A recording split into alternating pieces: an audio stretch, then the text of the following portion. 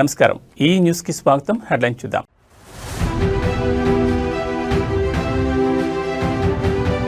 పుట్టపర్తిలో రాష్ట్రపతి ద్రౌపది ముర్ము సత్యసాయి శత జయంతి ఉత్సవాల్లో పాల్గొన్న రాష్ట్రపతి.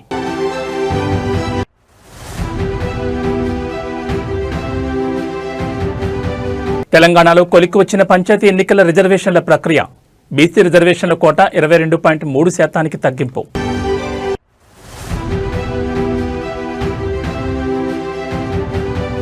సత్యసాయిబాబా స్ఫూర్తితో గిరిజన మహిళల సంక్షేమం. సత్యసాయిబాబా శత జయంతి ఉత్సవాల్లో సీఎం చంద్రబాబు.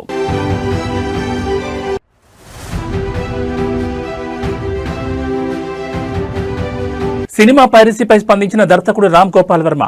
పైరసీ చేసేవారిని రాబిన్ హుడ్ తో పోల్చడంపై తీవ్ర ఆగ్రహం. ఇక డీటెయిల్స్ చూస్తే రాష్ట్రపతి ద్రౌపది ముర్ము పుట్టపర్తిలో పర్యటిస్తున్నారు. శ్రీ సత్యసాయి శత జయంతి ఉత్సవాలు పురస్కరించుకుని ఆమె సాయి కుల్వంత్ హాల్లో సత్యసాయి మహాసమాధిని దర్శించుకున్నారు. ఆమె వెంట సీఎం చంద్రబాబు, మంత్రి నారా లోకేష్ ఉన్నారు.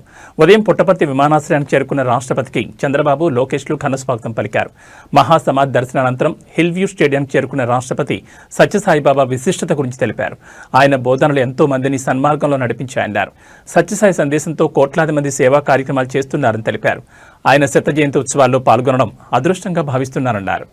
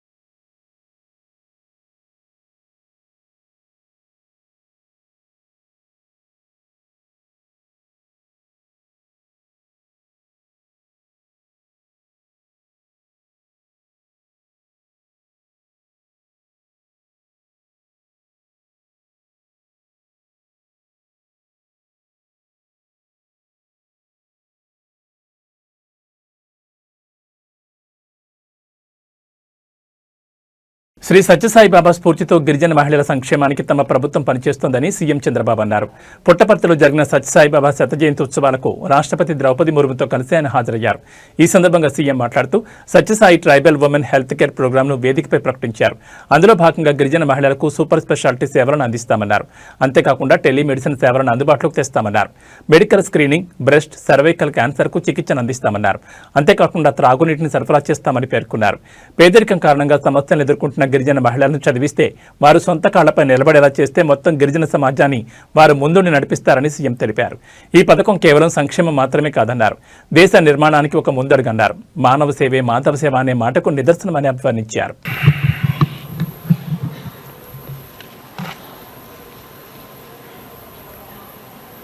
Sairam. Honourable president of India Shrimati Droupadi Murmu garu, honourable Ratnakar garu, Sathya Sai Seva trust managing trustee, Shri Lokesh garu, minister for IT and human resource development, all India president Sathya Sai Seva organisation Nimish Pandey గారు, respected sisters, brothers and devotees from India and across the world. It is a matter of deep joy and blessing to stand in the Punya Bhumi of Bhagavan Sri Sathya Sai Baba.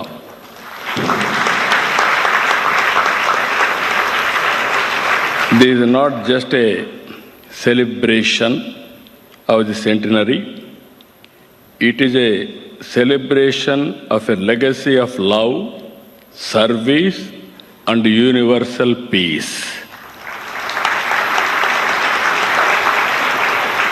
Rashtrapati ji, your own life journey from a humble background to the highest office in our republic is an inspiration for all of us.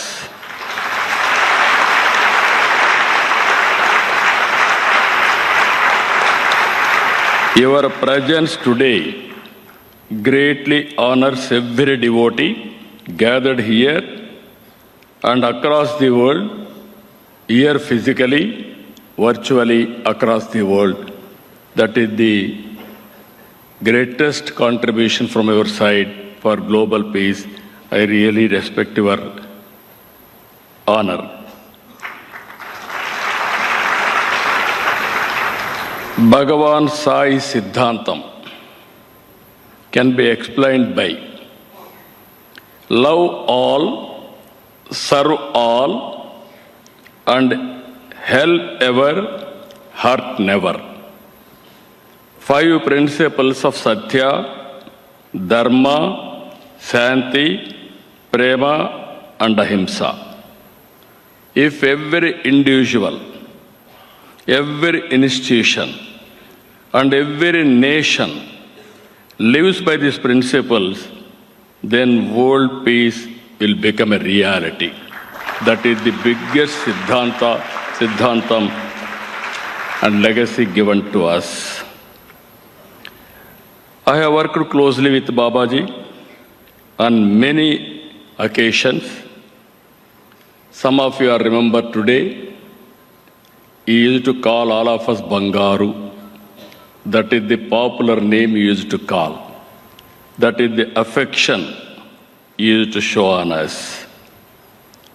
So many occasions I was very fortunate to have discussions with him about service activities. He has taken up major drinking water projects across Telangana, Andhra, and Tamil Nadu. Such was his resolve to get a drinking water to Anantapuram, Mahabubnagar, and other drought-prone areas. Even he was ready to mortgage his own ashramam, Prashant Nilayam. Once devotees heard of his intention, they came forward in large numbers with donations, and the project became a reality. That is the grace of Satya Sai Baba. Though the Satya Sai through the Satya Sai Central Trust and the allied institutions, Bhagavan created a unique model of service. తెలంగాణలో స్థానిక సంస్థల ఎన్నికల నిర్వహణకు ప్రభుత్వం వేగంగా అడుగులు వేస్తోంది. ఈ క్రమంలో సర్పంచ్, వార్డు సభ్యుల పదవులకు సంబంధించిన రిజర్వేషన్ల ఖరారు ప్రక్రియ తుది దశకు చేరుకుంది. అయితే ఈ కసరత్తులో బీసీ రిజర్వేషన్ల కోటాలో భారీగా కోత విధించడం కీలక పరిణామంగా మారింది. జిల్లాల వారీగా ఎస్సీ, ఎస్టీ, బీసీ వర్గాలకు స్థానాల కేటాయింపు ప్రక్రియ శుక్రవారంతో ముగిసింది. 2011 జనాభా లెక్కల ప్రకారం ఎస్సీ, ఎస్టీలకు 2024లో నిర్వహించిన కులగణన సర్వే ఆధారంగా బీసీలకు రిజర్వేషన్లు కేటాయించారు. రొటేషన్ పద్ధతిని పాటిస్తూ 2019 ఎన్నికల జాబితాను పరిశీలించి తాజా కేటాయింపులు చేశారు. ఈసారి రిజర్వేషన్ల ఖరారులో బీసీ కోటాలో ప్రభుత్వం కీలక మార్పు చేసింది. గతంలో ప్రాథమికంగా 42% ప్రతిపాదించిన బీసీ రిజర్వేషన్లను తాజాగా 22.3% పరిమితం చేశారు. దీనివల్ల తగ్గిన 19.7% స్థానాలను జనరల్ కేటగిరీకి మార్చారు.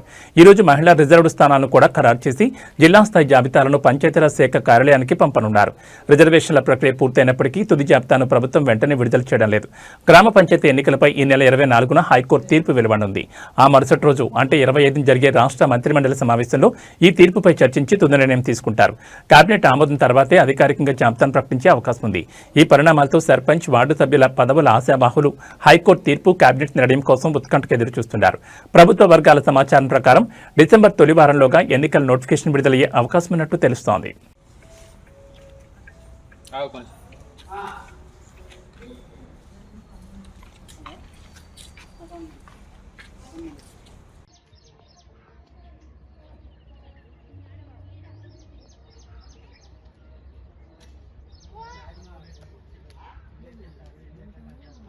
నగరంలో పాదచారుల ఫుట్పాత్లను ఆక్రమించి అక్రమంగా ఏర్పాటు చేసిన దుకాణాలపై greater Hyderabad municipal corporation town planning అధికారులు కఠిన చర్యలు తీసుకుంటున్నారు.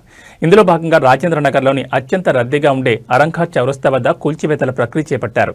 అరంఘర్ చౌరస్తా చుట్టూ ఫుట్పాత్లపై అక్రమంగా గుడిసెలు, తాత్కాలిక దుకాణాలు ఏర్పాటు చేసి వ్యాపారాలు చేస్తున్న వీధి వ్యాపారుల దుకాణాలను జీహెచ్ఎంసీ అధికారులు కూల్చివేశారు.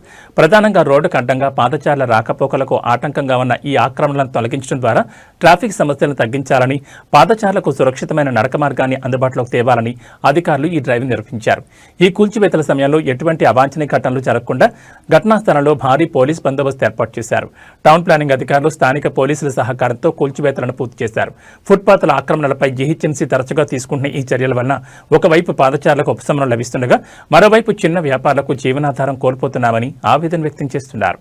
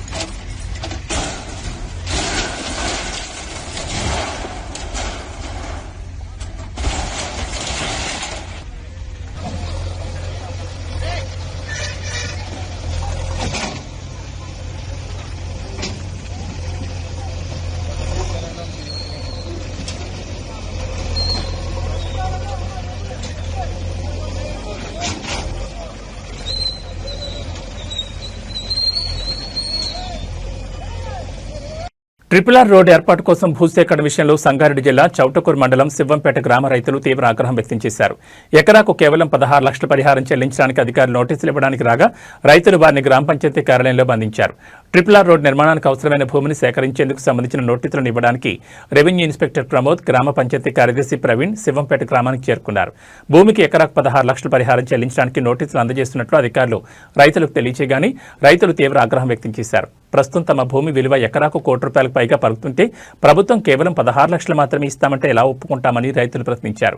ఆగ్రహించిన రైతులు అధికారులను బలవంతంగా స్థానిక గ్రామ పంచాయతీ కార్యాలయంలోకి లాక్కెళ్లి లోపల బంధించారు. రైతులు అధికారులను బంధించిన విషయం తెలుసుకున్న జోగిపేట సర్కిల్ ఇన్స్పెక్టర్ అనిల్ కుమార్ వెంటనే తన సిబ్బందితో శివంపేటకు చేరుకున్నారు. సీఐ అనిల్ కుమార్ రైతులకు నచ్చజెప్పే ప్రయత్నం చేశారు. ఈ క్రమంలో రైతులకు సీఐకి మధ్య కొద్దిసేపు వాగ్వాదం జరిగింది. తాను ఈ పరిహారం విషయాన్ని ప్రభుత్వం దృష్టికి తీసుకెళ్తానని హామీ ఇవ్వడంతో రైతులు అధికారులను విడిచిపెట్టారు. అయితే తాము ఎట్టి పరిస్థితుల్లోనూ 16 లక్షలకు తమ విలువైన భూములను ఇచ్చేది లేదని రైతులు ఖరాఖండిగా తేల్చి చెప్పారు.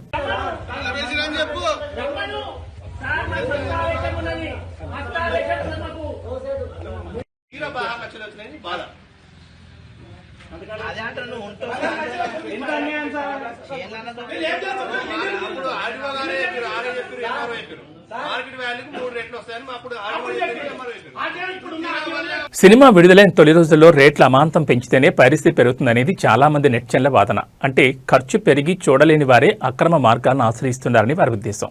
కానీ ఈ వాదన నిర్మాతలు ఎంతమాత్రం అంగీకరించడం లేదు. ముఖ్యంగా ప్రముఖ నిర్మాత బన్నీవాస్ ఈ విషయంలో చేసిన కామెంట్లు ప్రస్తుతం సినీ వర్గాల్లో తీవ్ర చర్చకు దారితీశాయి. బన్నీవాస్ నెటిజన్ల అభిప్రాయాన్ని సూటిగా ప్రశ్నించారు. ఆయన లేవనెత్తిన కీలక ప్రశ్న ఇదే. ఎన్నో సినిమాలు విడుదలైతే అందులో కొన్ని సినిమాలకు మాత్రమే టికెట్ ధరలు పెరుగుతున్నాయి. కానీ అన్ని సినిమాలకు పైరసీ అవుతుంది కదా. టికెట్ రేట్లు పెంచడం అనేది పెద్ద హీరోల సినిమాలకు పెద్ద పండుగల సమయంలోనే జరుగుతుంది.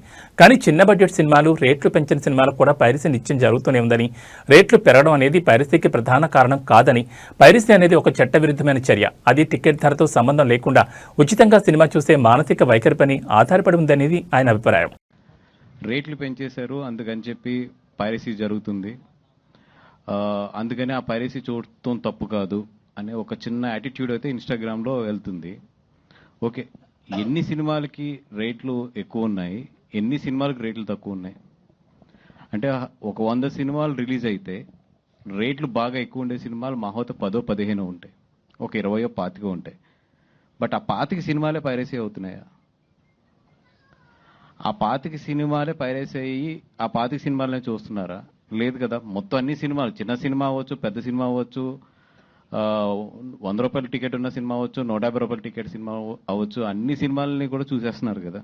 హైదరాబాద్ నగరంలో ఎలక్ట్రిక్ వాహనాలకు ఛార్జింగ్ పెట్టుకునేందుకు ఏర్పాటు చేసిన జీహెచ్ఎంసీ ఛార్జింగ్ పాయింట్ల వద్ద ఛార్జర్ల చోరీ సంఘటనలు వాహనదారులను ఆందోళనకు గురిచేస్తున్నాయి. తన ఎలక్ట్రిక్ కారులో ఛార్జింగ్ అయిపోవడంతో నగరంలోని ఒక జీహెచ్ఎంసీ ఛార్జింగ్ పాయింట్ వద్దకు వెళ్లిన ఒక కారు యజమాని అక్కడ పరిస్థితిని చూసి దిగ్భ్రాంతి చెందారు. ఛార్జింగ్ స్టేషన్ వద్ద ఉండాల్సిన ప్రధాన ఛార్జింగ్ కేబుల్స్ మరియు కనెక్టర్లను గుర్తు తెలియని దొంగలు కట్ చేసి దొంగలించి ఎత్తుకెళ్లినట్లు సదరు యజమాని గమనించారు. అదే తరహాలో నగరంలో ఉన్న పలు ఛార్జింగ్ పాయింట్ల వద్ద కూడా ఛార్జర్లు మాయమైనట్లు ఆయన గుర్తించారు. ఈ దొంగతనం కారణంగా అత్యవసర సమయంలో ఛార్జింగ్ పెట్టుకునేందుకు వచ్చిన ఈవీ వినియోగదారులు తీవ్ర ఇబ్బందులు పడుతున్నారు. వాహనదారులు జీహెచ్ఎంసీ అధికారులకు ప్రత్యేకంగా విజ్ఞప్తి చేస్తూ తక్షణమే ఈ ఛార్జింగ్ కేంద్రాల వద్ద సీసీ కెమెరాలు ఏర్పాటు చేయాలని కోరుతున్నారు. ఇలా చేయడం వల్ల దొంగతనాలు అరికట్టొచ్చని మరియు ప్రజాధనం, ప్రభుత్వ ఆస్తులు వృధా కాకుండా కాపాడొచ్చని వారు అంటున్నారు. హైదరాబాద్ వాళ్ళు ఎంత దారుణంగా ఉందన్నట్టు తెలుస్తుంది. కార్లో ఛార్జింగ్ లేదు, ఈవీ ఛార్జింగ్ పెడదామని. ఇక ఛార్జింగ్ స్టేషన్కి వస్తే జిహెచ్ఎంసీ CO2 కార్బన్ ఎమిషన్ ఉంది కదా, ఏమో ఛార్జర్ కట్ చేసుకొని తీసుకుపోయారా.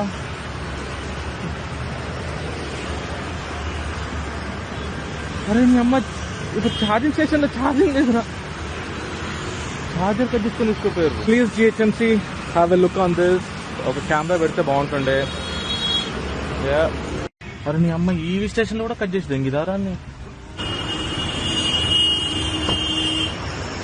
అరే నీ అమ్మ, అక్కడ కట్ చేసి ఇక్కడ కూడా కట్ చేసి ఉన్నది కదా. అరే ఇంత క్రేజీ ఉన్నారు ఏంద్రా.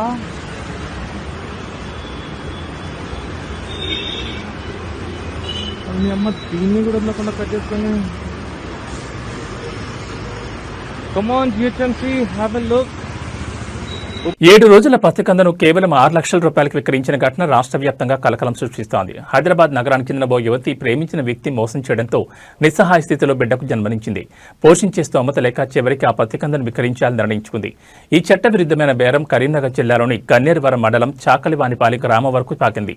అక్కడకు చెందిన బామండ్ల రాయమల్లు, లతా దంపతులకు ఆ పసికందను 6 లక్షలకు అప్పగించింది. అయితే ఈ మొత్తం వ్యవహారంలో పాలు పంచుకున్న వారి సంఖ్య విస్తుగొలుపుతోంది. తల్లి కొనుగోలుదారులే కాకుండా ఏకంగా 12 మంది మధ్యవర్తులు ఈ అక్రమ రవాణాలో కీలక పాత్ర పోషించారు. అదృష్టవశాత్తు బాలల పరిరక్షణ కమిటీ ఈ విక్రయం గురించి సమాచారం అందడంతో పోలీసులు వెంటనే రంగంలో దిగారు. ఆ 7 రోజుల పసికందును సురక్షితంగా రక్షించి సంరక్షణ కోసం మాతా శిశు కేంద్రానికి తరలించారు.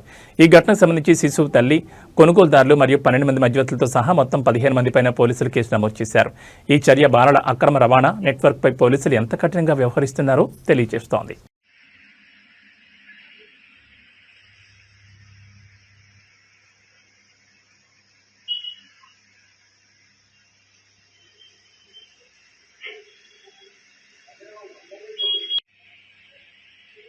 సారీ అమ్మాయి కూడా అక్కడ పోయి ఆడ కార్ దగ్గర ఉన్నది, కార్లు ఎక్కుతుంది.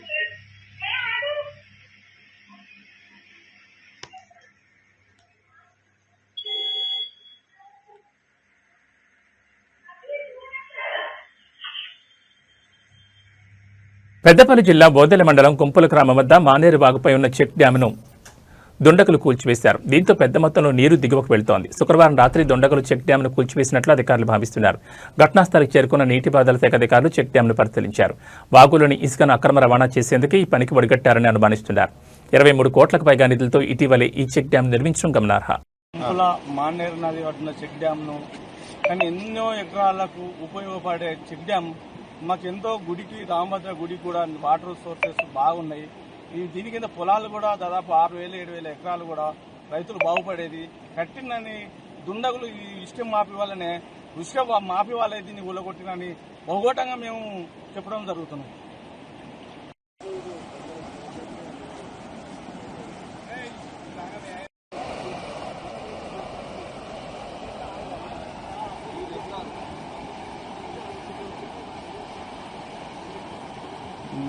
వివాదాస్పద దర్శకుడు రామ్ గోపాల్ వర్మ మరోసారి తనదైన శైలిలో స్పందించారు. సినీ పరిశ్రమను పట్టిపీడిస్తున్న పైరసీ సమస్యపై ఆయన సోషల్ మీడియా వేదిక ఘాటు వ్యాఖ్యలు చేశారు. పైరసీని అరికట్టాలంటే కేవలం దాన్ని అందించేవారినే కాకుండా చూసే ప్రేక్షకులను కూడా శిక్షించాలని సంచలన సూచన చేశారు. తన ఎక్స్ ఖాతాలో వర్మ స్పందిస్తూ పైరసీని ఎప్పటికీ ఆపలేం. టెక్నాలజీ బలంగా ఉండడం వల్లనో, పోలీసింగ్ బలహీనంగా ఉండడం వల్లనో కాదు. పైరసీ సినిమాలు చూసే జనాలు ఉన్నంతకాలం వారికి సేవ చేయడానికి రవి లాంటి వారు పుట్టుకొస్తూనే ఉంటారని పేర్కొన్నారు. పైరసీ చేసే వారిని రాబిన్ హుడ్తో పోల్చడాన్ని ఆయన తీవ్రంగా తప్పుపట్టారు. అసలు రాబిన్ హుడ్ హీరో కాదు. నేటి నిర్వచనాల ప్రకారం అతను ప్రపంచంలోని మొదటి టెర్రరిస్ట్. ధనవంతులుగా ఉండడమే నేరం అన్నట్లు వారిని దోచుకుని చంపి పేదలకు పంచాడు. ఒక నేరస్తుని హీరోగా కీర్తించడం మూర్ఖత్వాన్ని విమర్శించారు. సినిమా టికెట్లు ఖరీదుగా ఉన్నాయంటూ పైరసీని సమర్థించే వారిని కూడా వరమోదలేదు. ఇదే లాజిక్తో ఆలోచిస్తే BMW షోరూంలను దోచుకుని కార్లను ప్రజలకు ఉచితంగా పంచాలి. ఇలాంటి ఆలోచనలు సమాజాన్ని అరాచకత్వంలోకి నెడతాయని హెచ్చరించారు. సౌలభ్యం, సమయం, డబ్బు ఆదా చేసుకోవడం కోసమే సినీ పరిశ్రమకు చెందిన వారితో సహా చాలా మంది పైరసీ చూస్తున్నారని ఆరోపించారు.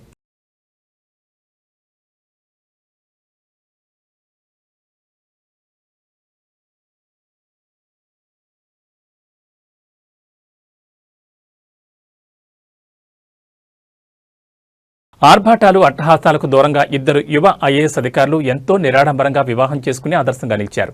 అల్లూరు సీతారామరాజు జిల్లా పాడేరు ఐటీడీఏ ప్రాజెక్టు ఆఫీసర్గా పనిచేస్తున్న శ్రీ పూజ, మేఘాలయలో దాదంగిరి జాయింట్ కలెక్టర్గా విధులు నిర్వర్తిస్తున్న ఆదిత్యవర్మ శుక్రవారం విశాఖపట్నంలో ఒకటయ్యారు. విశాఖలోని కైలాసగిరిపై ఉన్న శివాలయంలో ఇరువురు దండలు మార్చుకుని వివాహ బంధంలోకి అడుగుపెట్టారు.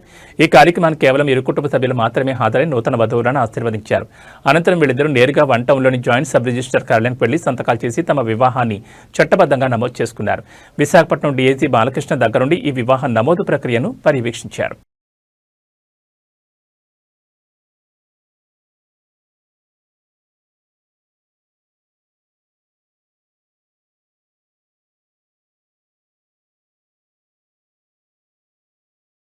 ఇవి బులెటిన్ విశేషాలు. మరో బులెటిన్లో మళ్ళీ కలుసుకుందాం. నమస్కారం.